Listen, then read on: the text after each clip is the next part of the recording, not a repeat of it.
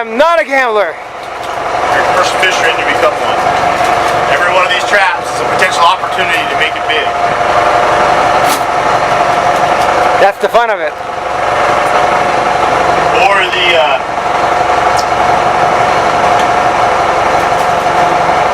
disease.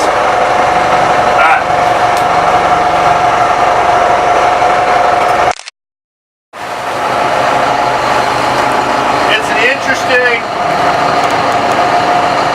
it's about the hunt.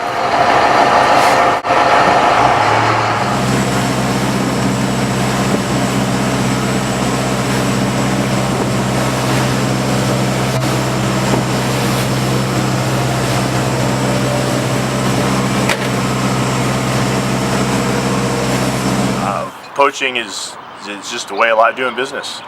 Whether it be seals ripping your traps apart to get to the bait, or it's just somebody who decides that it's easier to get a lobster going through our commercial gear and taking money and off of paying my bills and food out of my kids' mouths. Some of the poacher styles is they use surfboards, and they'll take the surfboard and they wrap our ropes around the surfboard, and they just keep folding the rope up onto the surfboard and use it to pull the trap up off the bottom, and then they flip it up onto the board, and then they pull all the lobsters out and stuff it in their wetsuits or backpacks or whatever it is, and kick it off the side and get onto the beach. Lobsters, well, the lobsters, in like our tagging project, we've seen them cover in a year move over several miles.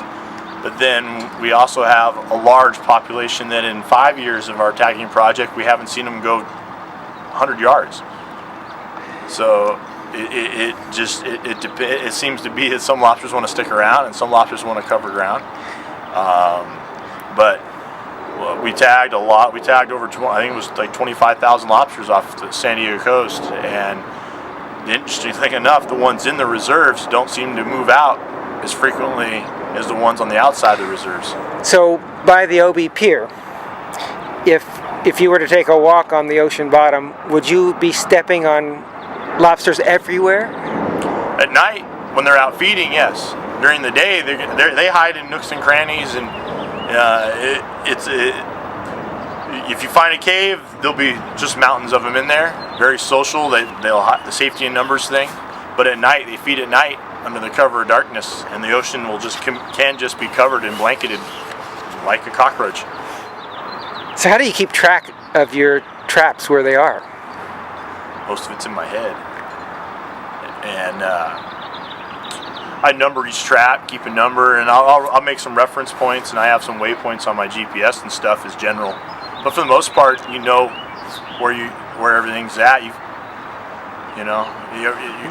put your keys on the same nightstand every night. But when you fish these waters for a long period of time, you start to know every rock, and I know I put one here.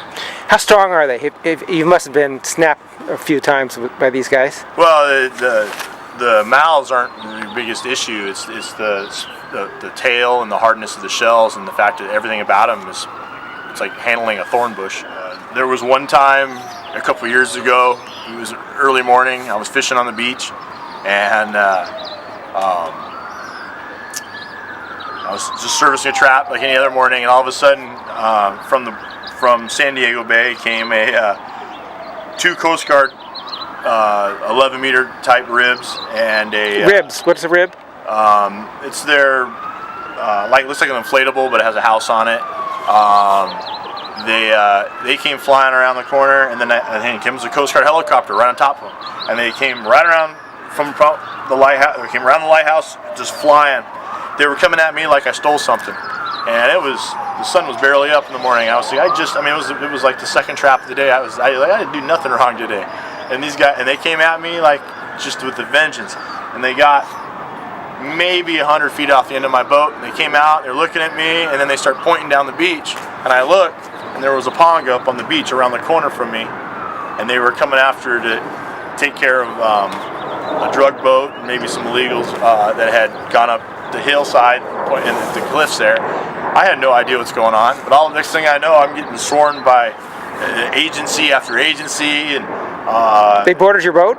No, they didn't board my boat. But the biggest problem was I was fishing gear there, and I can't fish my gear with all these security boats and lifeguards and all this mess going on. So finally, I had just kind of pushed through there and just got my work done. I'm there. I had to service my gear. So I've been in some pretty bad conditions. One of the worst events was I was fishing a high spot off Point Loma on a big day on swell. There was no wind. It was just a big swell day, and I had a trap. It was out near a spot that can sometimes, it won't really necessarily break, but it wants to break. And the line wants to break?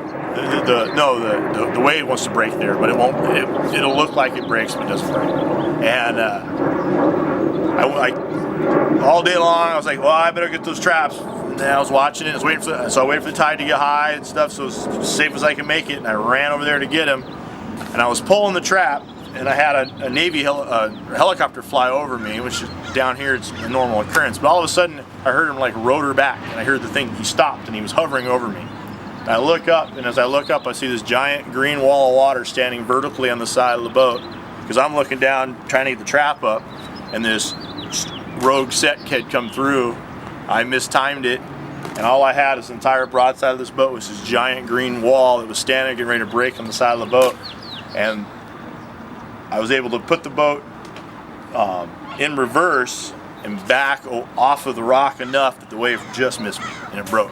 But had that helicopter not throttled back, I would have never even looked up.